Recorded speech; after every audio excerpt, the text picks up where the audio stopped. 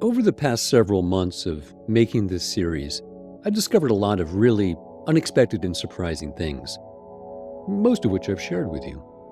For example, the incredible resilience of the Susquehannock and how, after seemingly, from a settler viewpoint, they disappeared from the map and then leveraged a deep web of indigenous kinship and then reformed as a major political and military force.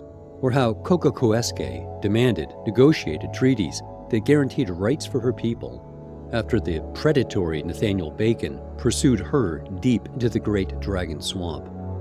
And then how Bacon and his genocidal mob burned down their own capital, Jamestown.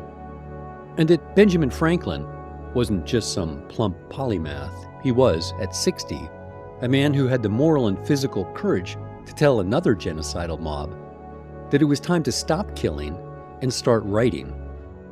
And how long-hidden diaries written in nearly indecipherable Old German revealed the complicity and cowardice of Edward Shippen in the formation of the movement that became known as the Paxtons.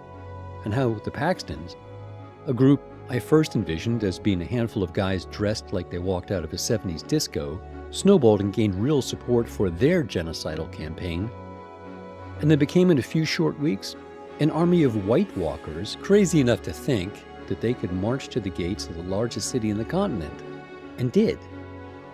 And as surprising and shocking as much of this all is, the thing that I've found most head-spinning, that I still look at and go, wait, what?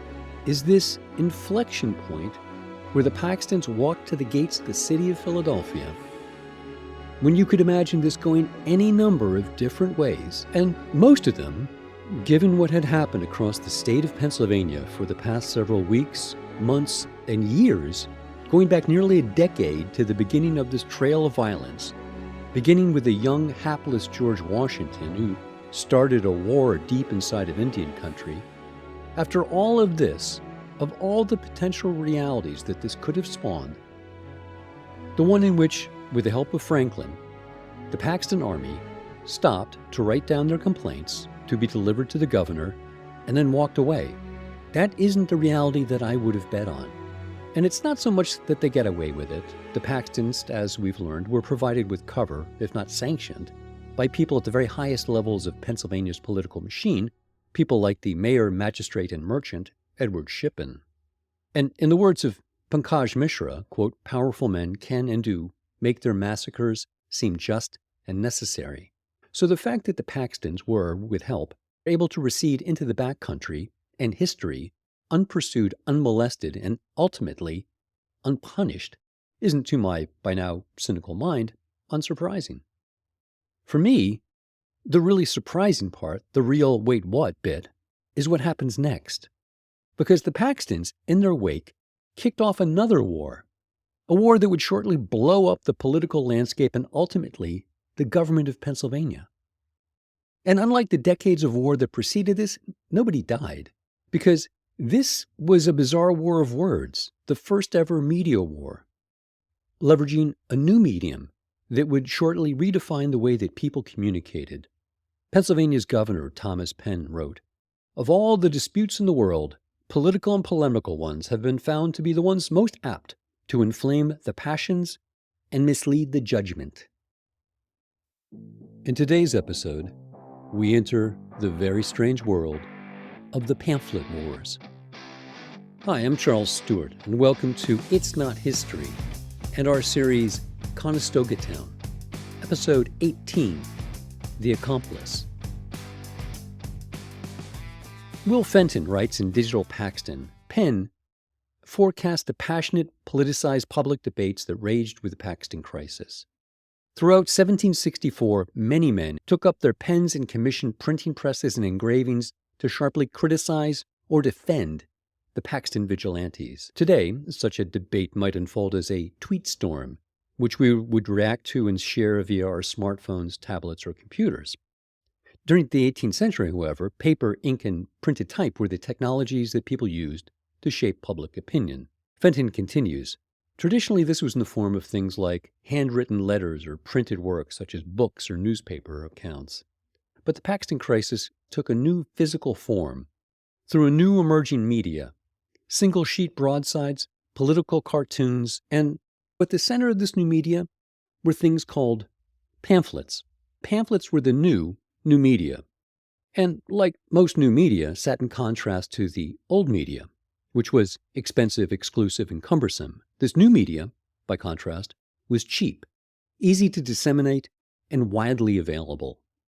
This new media of the 18th century then enabled a larger part of society to create the political and polemical disputes, and then inflame the passions and mislead the judgment, in the words of Thomas Penn, like never before. Historian Will Fenton. On the print side, probably the most prohibitively expensive form of material would be a book. Think old media. Because that's lots of pages and it would require a lot of typesetting. So the smaller form would be a pamphlet. Think new media. And a pamphlet can be anywhere between 8 pages, really up to maybe 100 pages. So some of these pamphlets are quite hardy. They're quite large and they have a lot of material in them. And they could be stitched together with some thread. They were just little stitched together packages of paper and would have circulated pretty widely because they were very affordable.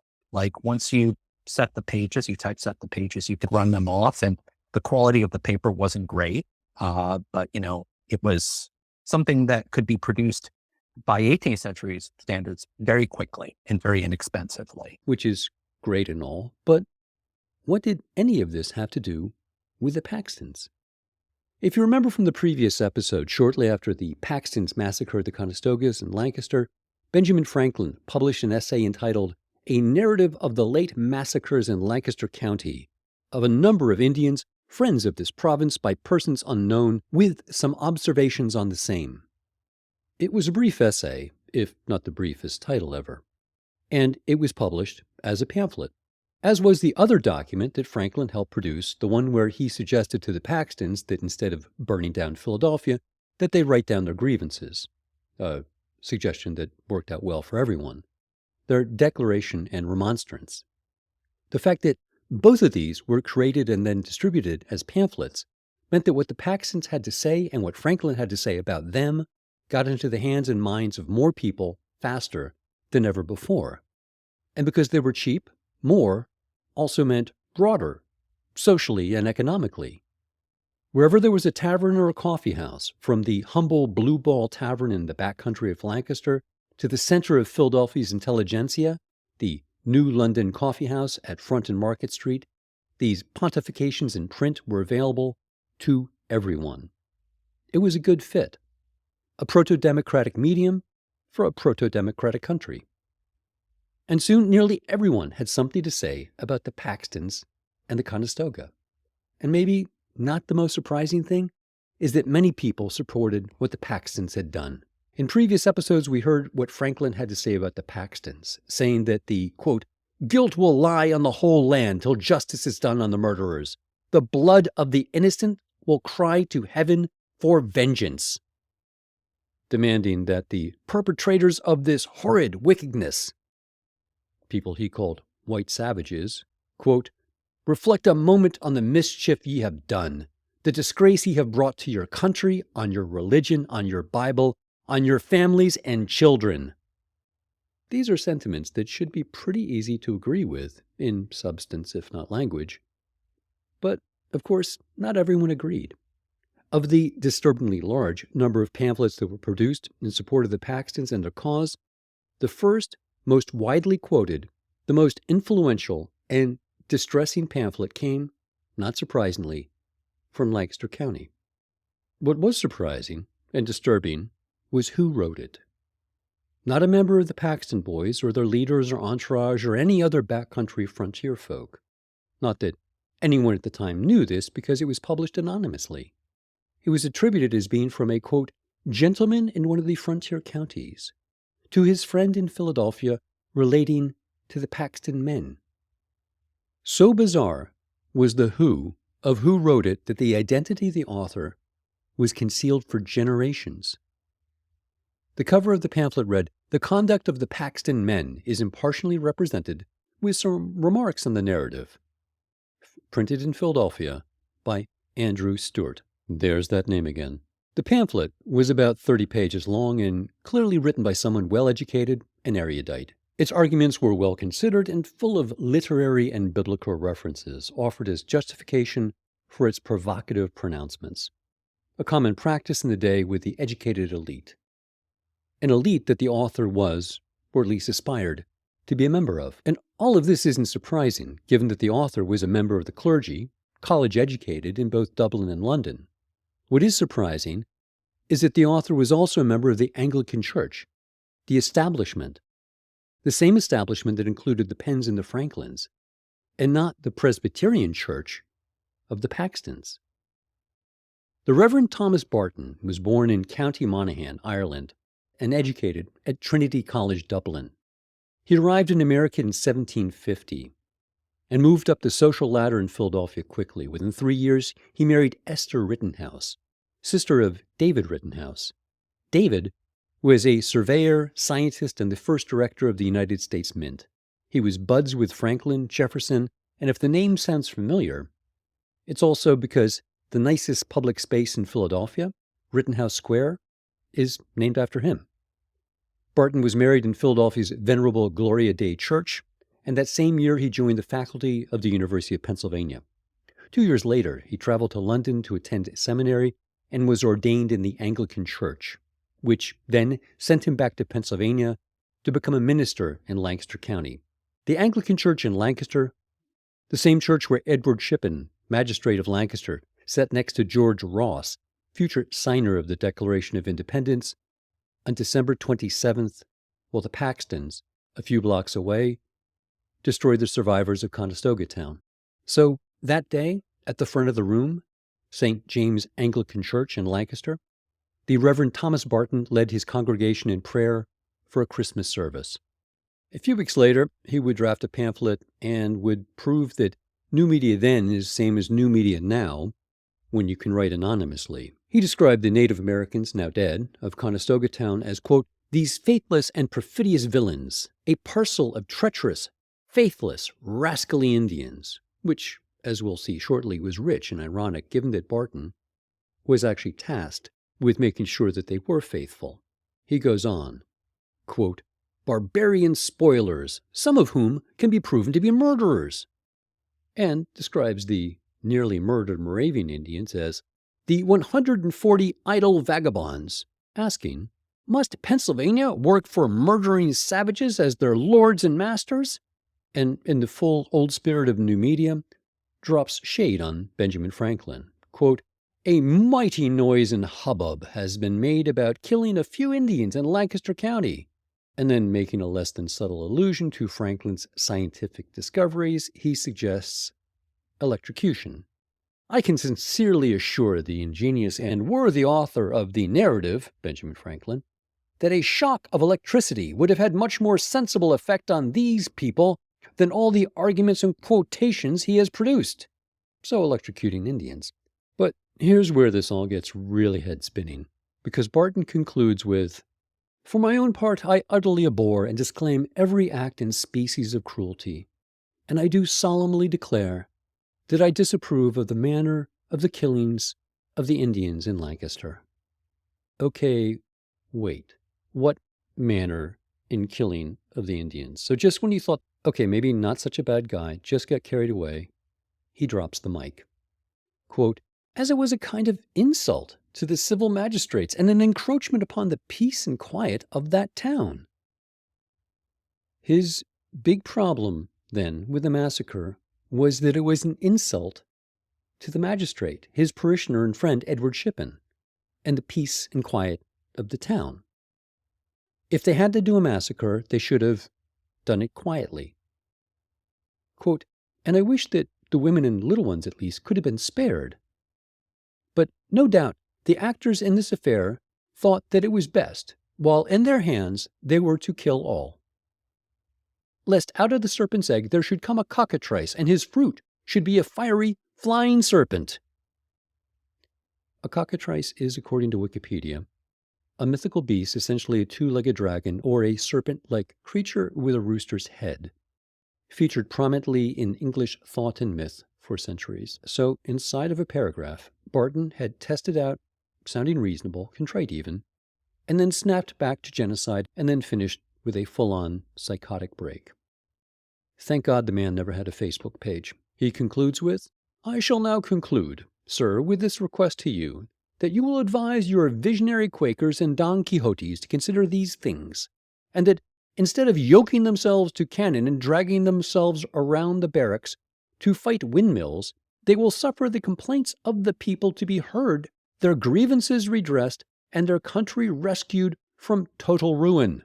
And here is the moment we've been waiting for.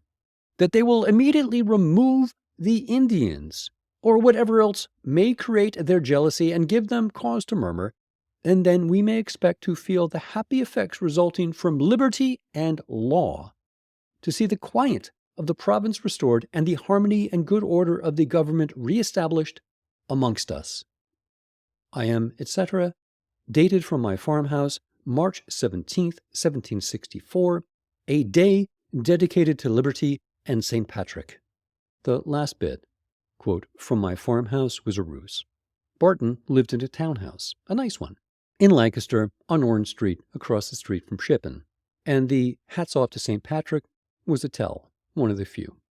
Barton's document locates the problem in the same place that the earlier Paxton Declaration and later Declaration of Independence did. Murdering savages, in Barton's word, and merciless Indian savages in Thomas Jefferson's. And both the Paxtons and Jefferson arrive at the same euphemistic solution: removal. Shippen, while not an actual murderer, was at best an enabler and more accurately an accomplice.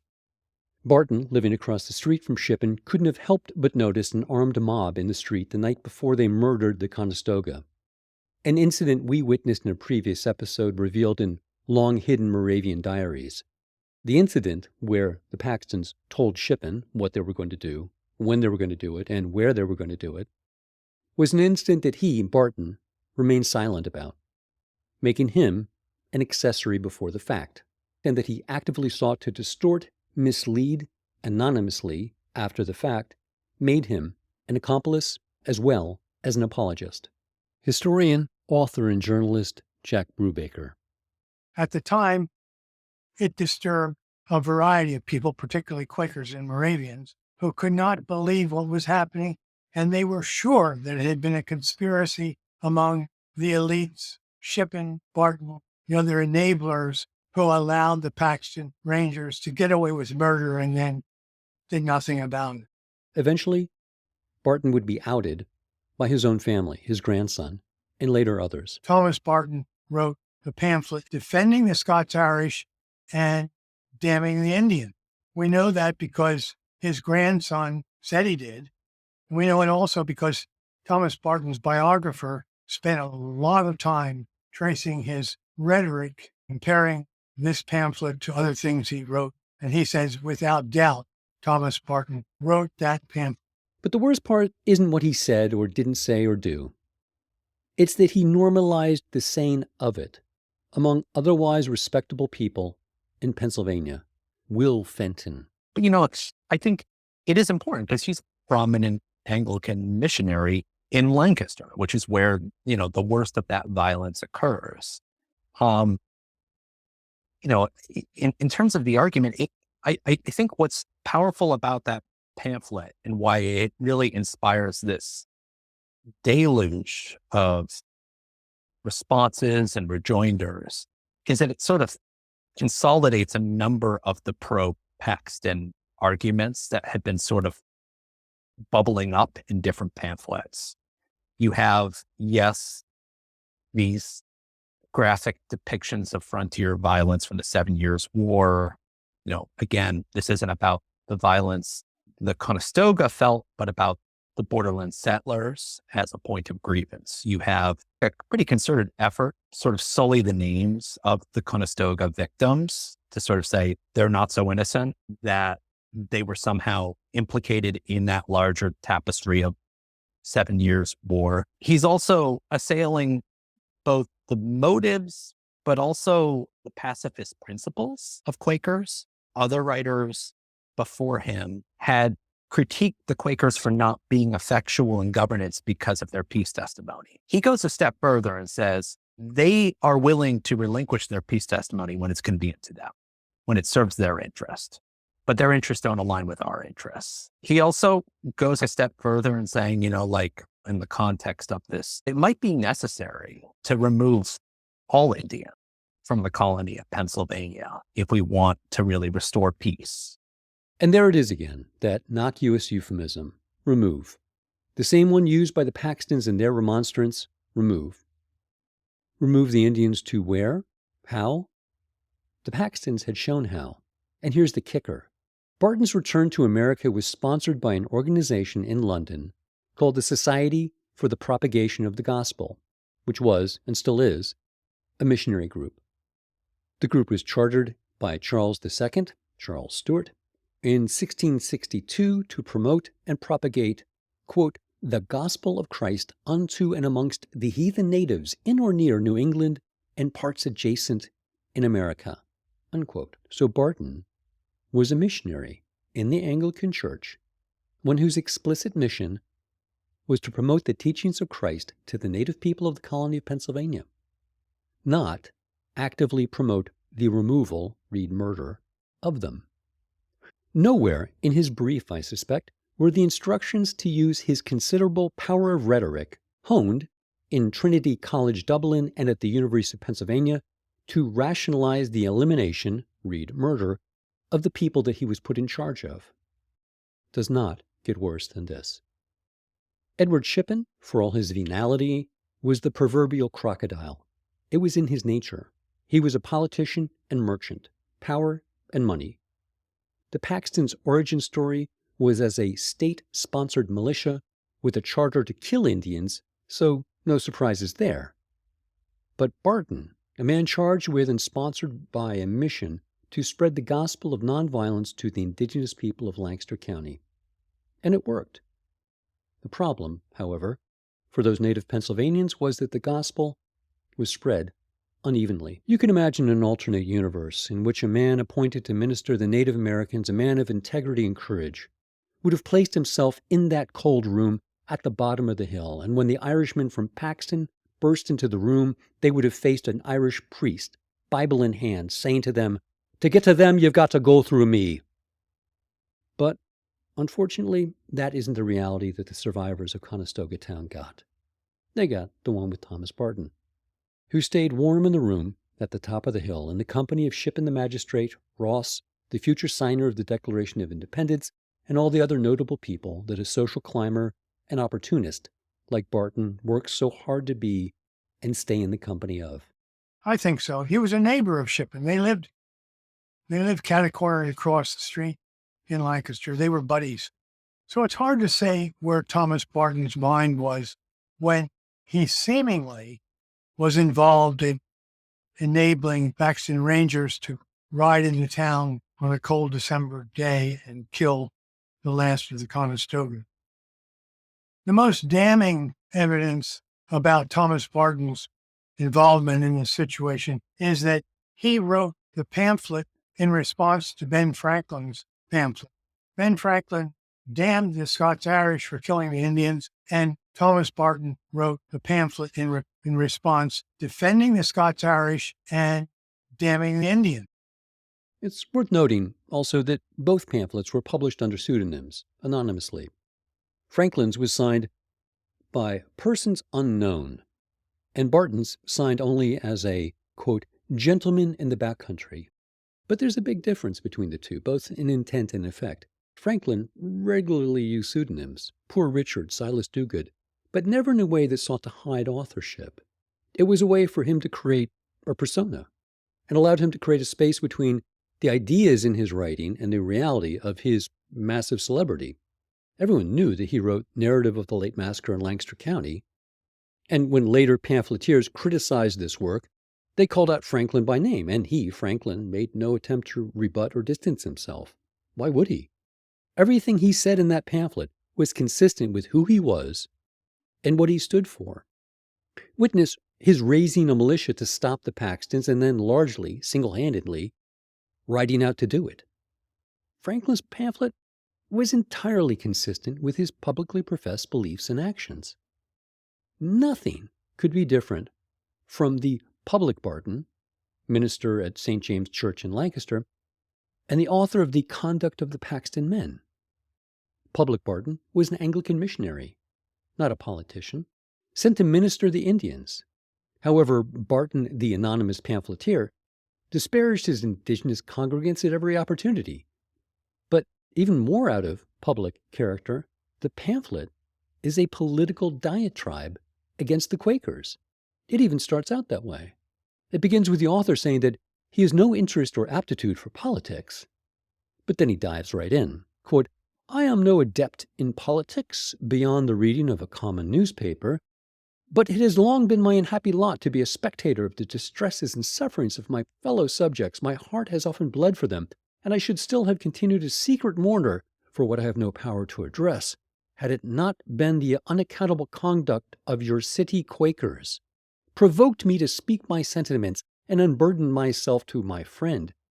By my principles as well as my situation in life, you know, my dear sir, that I have no political ends to serve, and that I have nothing to hope or fear from the party connections, that I can have no other view in troubling you with this letter than to rescue the miserable frontier people who lately rose in arms from the infamy and odium thrown upon them by those whose unfeeling hearts have never suffered to look beyond their own private interests and party."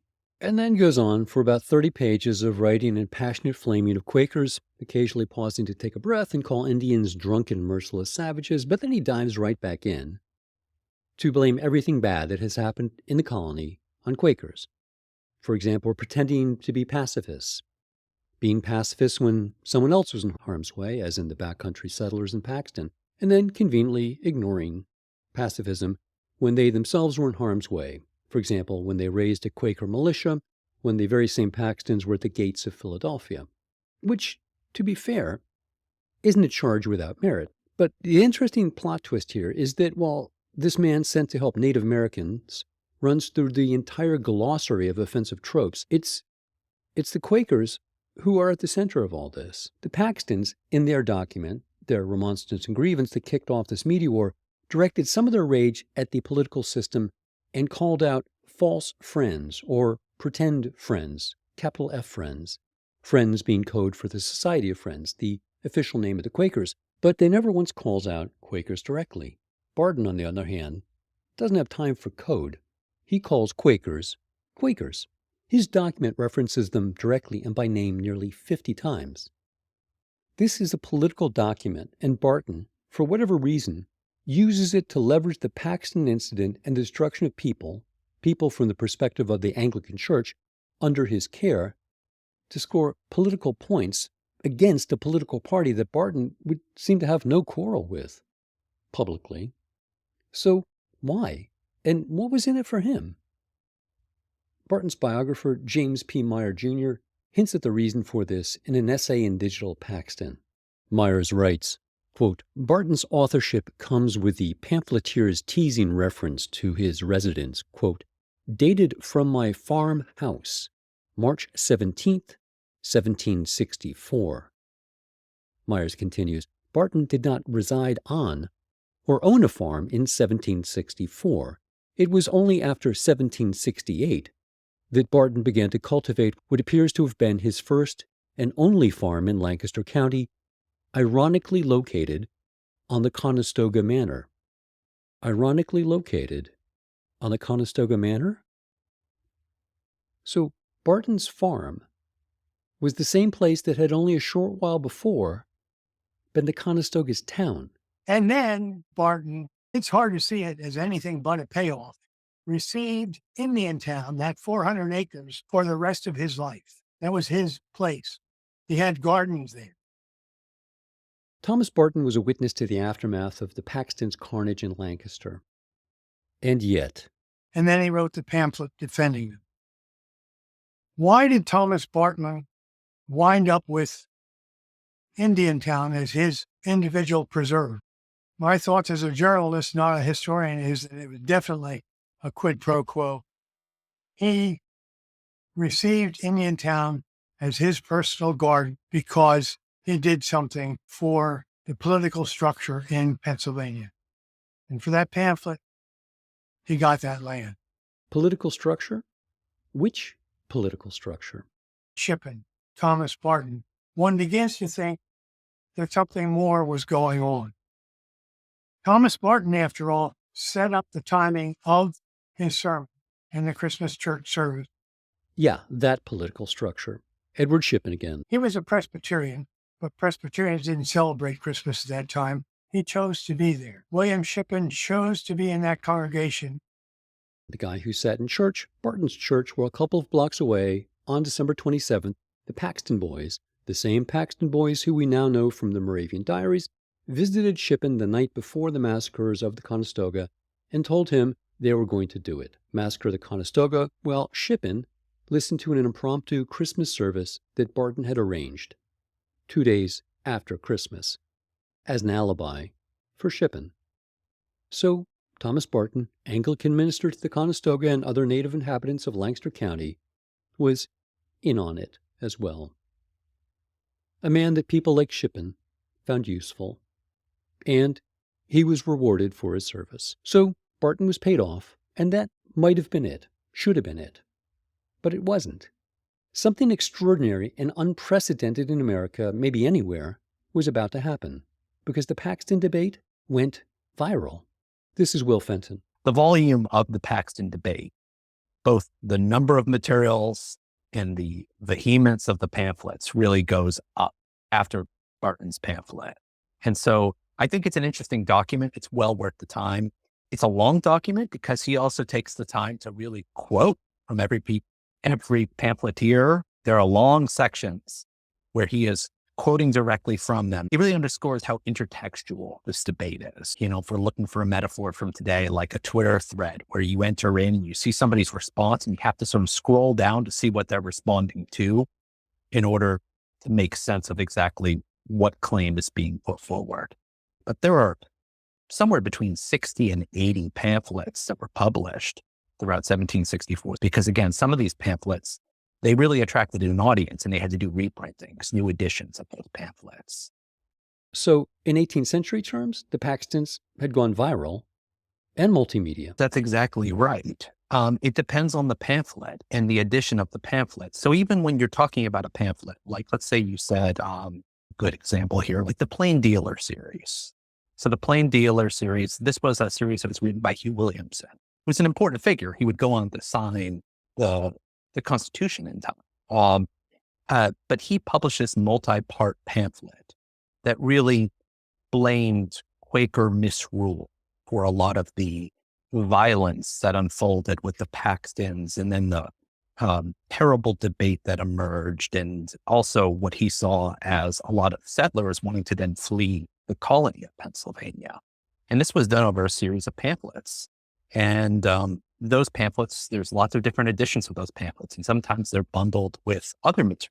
Like sometimes it's even accompanied with a political cartoon that gets nested in the context of those pamphlets. Some of the scenes that are included here are R-rated. They're the kinds of, violence that you see in a Rambo movie. I mean, they're not fit for children. But that's not the audience of these pamphlets.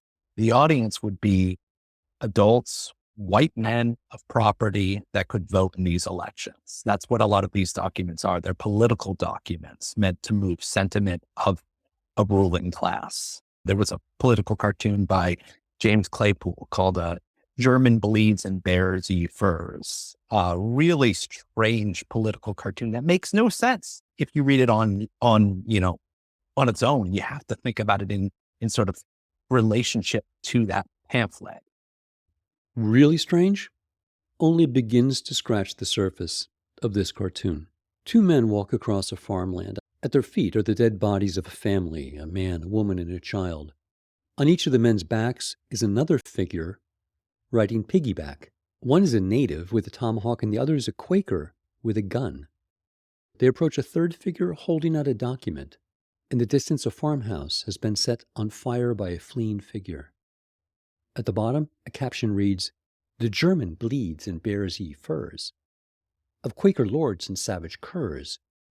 The Iberian frets with new disaster, and kicks to fling his broad-brimmed master. But help at hand resolves to hold down the Hibernian's head, or tumble all down. To men and women reading this at the time, this would have been full of messages and would have been seen as biting satire. The man in Indian dress, for example, has the letters I.P. written on his back. This, at the time, would have meant Israel Pemberton, a white Quaker who was known to be a supporter and sympathizer of Indians. Portraying him as an Indian in the context of the carnage at his feet therefore carries a blunt and clear message. You did this. To us, it's nearly impenetrable and oddly violent.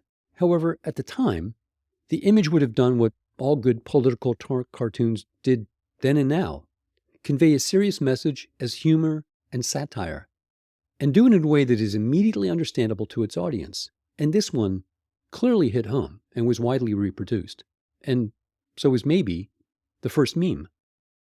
And so the bizarre transformation of the Paxtons from mob to movement flooded across Pennsylvania, and any thought of pursuing anything like justice was left behind in the wake of a movement to radically overhaul the political system. A torrent that swept up everyone. One of the many memes, political cartoons, that captures that time best was to follow in a single image. I've put a link to this image up on the website at itsnothistory.com in the show notes, and I've also included it in the show notes along with this podcast episode. And I'd really suggest you pull it up and follow along. It'll be worth it. Franklin and the Quakers. Yeah. This wasn't a widely circulated cartoon, but it's an interesting one. This is not, the sort of school of madmen where you have a simple image that captures you with a tagline. They're often very layered and they require some historical sophistication, some historical understanding. I've put a link to this image up on the website at itsnothistory.com in the show notes, and I've also included it in the show notes along with this podcast episode. And I'd really suggest you pull it up and follow along. It'll be worth it. So you have a series of figures, and each of the figures has this banner that's coming out of their mouths, and that's sort of their sort of narrative. So it's a scene here, and you see a cluster of Quakers around the table, and you can identify them, not because any of them are particularly identifiable except for their dress. They're wearing broad brim hats, which is a great way of coding Quakers, because Quakers had a sort of peculiar dress that sort of separated them from the larger population, or separated them from non-Quakers, I should say. And so at that table, you can look at what they're saying. And, I recognize it can be really hard to read these bits of handwriting. It took me a while, and oftentimes I had to rely on colleagues to help me, demystify it. So we have transcriptions that appear as an overlay when you cursor over it in digital Paxton to sort of break down those barriers. But you can see that they're scheming politically, and they're very concerned about a Paxton spirit growing in the colony. And they're worried about the Presbyterians. And the Presbyterians, this is code for the Scots-Irish Presbyterians, which are sort of who the Paxtons represent in the sort of political dynamics of the colony of Pennsylvania. And so you have that table, and then you have right in the middle of the image, really, a figure holding a sack. It actually has a label, Pennsylvania Money, who's talking about how contented they are as long as they can get the government. And that happens to be Benjamin Franklin. And he's holding a document there that also happens to be labeled, and it's the results of the assembly, which is, something that he introduced in the wake of the Paxton violence, to take power away from the proprietors, the Penn family, and to empower the crown, because he saw the proprietors as incapable of providing for the safety and security of the colony of Pennsylvania. But this was incredibly precarious politically, because to royalize the colony would have, yes, empowered the crown to sort of quell rebellion and the Paxtons and their allies, but it also would have brought in the Church of England, which would have had real ramifications for religious freedom, and folks like the Quakers with whom he was loosely allied. And then on the sort of periphery, you have on either side of the image, you have on the right side, you've got a prominent Quaker cavorting with a native woman. And she is dipping her hand into his pocket and taking his pocket watch while he is trying to seduce her. And that happens to be Israel Pemberton, who was the sort of leader of this treaty organization called the Friendly Association that tried to pursue diplomatic solutions to the 7 Years' War that had preceded the Paxton massacres. And the Quakers were widely seen as incapable of providing for the peace of the colony when they were leading that diplomatic initiative. So this whole scene, it is, yes, about 1764, but it's really about this 10-year panorama of colonial warfare and the debate around it. And you can really only understand it with that longer context. And somebody who was looking at this pamphlet, who was a sophisticated, reader in Philadelphia in 1764 would get it. But for us, it takes some work. And that's part of the fun. I think that's part of the value of this set of materials. It punctures that mythology of this stately, gentlemanly time where everybody was having sort of debates in their wigs in, a sort of formal setting. These were really heated debates, and people were, they're really quite nasty to each other in these pamphlets. And the pamphlets can be really lewd. They can also be really gruesome in their depictions of violence. The service that Barton provided was to turn what might have been a referendum on the role and relationships between settlers and native Pennsylvanians by actually focusing on the crime and the accomplices, Shippen and Barton, instead turned into a referendum on the proprietary party, the Quakers, and people like Benjamin Franklin. A callous, cynical, and probably criminal strategy. And, of course, it worked. Historian and author Kevin Kenny. But who then are the supporters of the Paxton boys? Because in the pamphlet debate, Franklin and quite a few others are attacking the Paxton boys for what they did, and they're attacking those who would support and condone this behavior. So who's supporting it and condoning it? Well, in response to Benjamin Franklin, the Reverend William Barton writes a pamphlet defending the Paxton boys. And he says, no, there's no such thing as a neutral or belligerent or peaceful Indian. And so he writes a pamphlet defending the actions of the Paxton boys in response to Franklin. Well, who is Barton? Barton is a placeman appointed by the Penn family to defend their interests. The Penn family, far from going after the Paxton boys, ends up making the case that action of this kind was legitimate. And then you have the third group involved in this are a whole series of Presbyterian pamphleteers. And although they are not going as far as Barton in actually defending the attack on the Conestoga Indians, what they are doing is defending the actions of the Paxton boys in general, including the March on Philadelphia, as legitimate opposition to bad government in the fine Presbyterian tradition. That it's a sign of actual loyalty to the crown to oppose bad government, and that the people have the right to do that. And if the government is corrupt and inefficient and aristocratical, then the people have the right to change their government. Yeah, and that's where you might see the whole Paxton affair as, in some sense, proto-democratic and prefiguring the American Revolution, as long as you bear in mind that during the Revolution, killing Indians became an act of patriotism, right? So it comes together. So that's the debate that is taking place over what kind of colony is Pennsylvania, who should govern it, and how. And in that context, Benjamin Franklin ends up saying, well, look, this isn't working. Look at the mess that Pennsylvania has become under this corrupt, privileged, proprietary government of the Penn family. Let's try something else. Let's put Pennsylvania under the direct rule of an enlightened form of privilege, the British monarchy.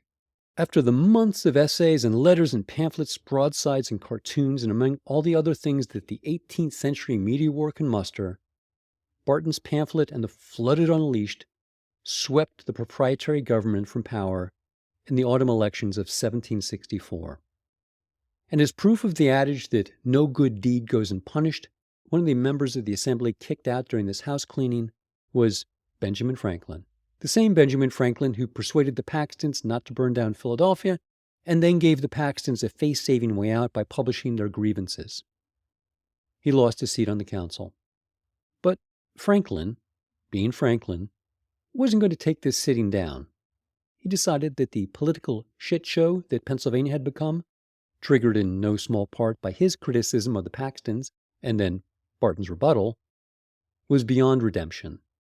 And there was only one person, in Franklin's view, that could fix it. And this person was the King of England, George III. And if right now you're trying to remember your Revolutionary War history and going, wait, isn't that? Yep, same guy. The same guy that in 1776 Ben Franklin named in a declaration that Franklin helped draft as the root of all evil in the colony who should get out, was in 1764 the guy that Franklin decided was the only possible savior of the colony and needed to come in. That Pennsylvania needed to get rid of its legislature and needed direct crown rule by George III to straighten it all out. So Franklin sailed to England and with a letter petitioning His Royal Highness to please take control. It didn't work. His Royal Highness ignored the request, probably sensing that no good deed goes unpunished in Pennsylvania, and that, in any event, it was probably beyond his redemption as well. Franklin, for his part, would stay in London for the next 11 years as a colonial representative to London from the colony of Pennsylvania. He'd eventually return to Pennsylvania when the winds of change turned 180 degrees, and he joined the new Continental Congress as a delegate from the state of Pennsylvania and voted for the very same George III to get out of Pennsylvania and all of the colonies. I'll leave you with a footnote today. Thomas Barton, the successful social climber and failed missionary, stayed firmly on the wrong side of history until the end of his life. Unlike his more famous acquaintances, David Rittenhouse, George Ross, and Benjamin Franklin, Barton remained a staunch loyalist during the American War of Independence, and according to his Penn People biography on the University of Pennsylvania website, closed his churches in Pennsylvania in 1776 and fled to New York City, where he died in 1780. A final sentiment from the people of Pennsylvania, then and now, is good riddance. I'd like to thank my contributors, Will Fenton, Jack Brubaker, and Kevin Kenny. You can find links to their work and more, including the images that we reference in today's podcast, at itsnothistory.com. Thanks for listening.